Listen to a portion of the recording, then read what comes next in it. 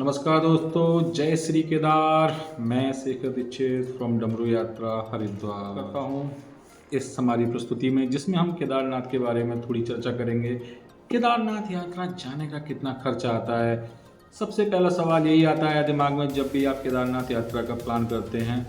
केदारनाथ मंदिर के बारे में एक वीडियो मेरी और है, उस पर मैं आपको अभी के लिए हम अपने मुद्दे पर रहते हैं कि खर्चा कितना आता है।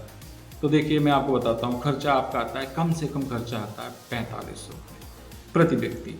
यह वो खर्चा है 4500 रुपये प्रति व्यक्ति, जिसमें आप बिल्कुल एज ए तीर्थ यात्री थोड़ा कष्टों को सहन करते हुए, जल्दी जगते हुए, दौड़ते भागते हुए अपनी यात्रा करते हो। इसमें आराम नहीं रहेगा। कितना खर्चा आएगा? 4500 रुपये आपका वो खर्चा है जिसमें आपको भाग दौड़ करनी पड़ेगी। प्लान क्या है मैं आपको बताता हूँ। सबसे पहले आप हरिद्वार आइए।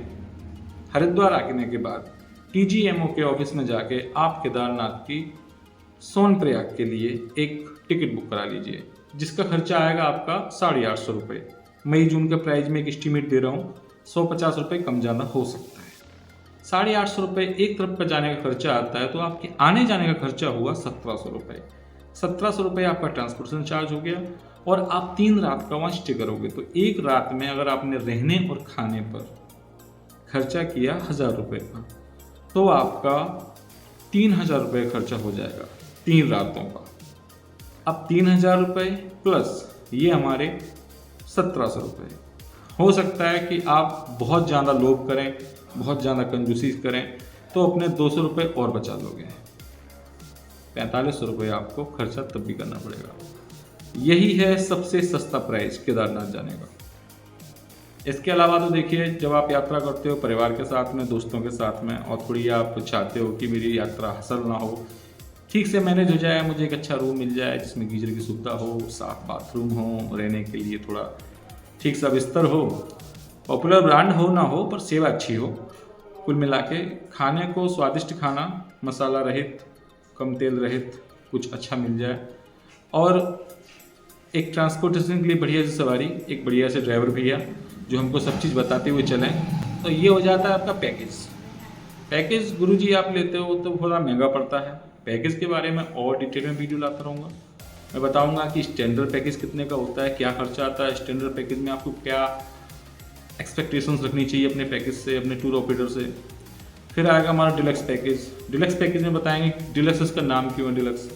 फिर आता है एक प्रीमियम पैकेज। प्रीमियम पैकेज उनके लिए भैया जिनके पास बहुत पैसा है, क्योंकि प्रीमियम पैकेज का तो बहुत महंगा जाता है। लोग 4 धाम करने के लिए 1-1 लाख रुपए, मतलब अब हेलीकॉप्टर से जो लोग जा रहे हैं वो तो सीधा 2-3 लाख रुपए एक आदमी, 2 लाख रुपए देता है एक आदमी। तो लग्जरी का तो अलग ही चीज़ है। आप जैसी सुविधाएं लेते हो वैसा रेट रहता है केदारनाथ जाने का, या 4 धाम जाने का, या 2 धाम करने का। आप कोई भी अगर अपनी यात्रा प्लान कर रहे हैं तो मेरी ईमेल आईडी दी है डिस्क्रिप्शन में, मुझे मेल डालिए।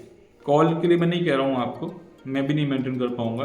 अगर आपका जेन्युइन इंक्वायरी है तो आप मुझे मेल डालिए, और बाकी अधिक जानकारी के लिए आप मुझे सब्सक्राइब कर लीजिए। आपकी 4 धाम यात्रा प्लानिंग में हम आपका सपोर्ट करेंगे। किसी भी प्रकार की कोई अगर छोटी मोटी इंक्वायरी हो आप मुझे कमेंट कर सकते हैं, बेहिचक, निसंकोच। अब देखते हैं कौन 2026 में केदारनाथ की यात्रा प्लान कर रहा है। लाइक करें। नमस्कार, मैं शेखर दीक्षित फ्रॉम हरिद्वार।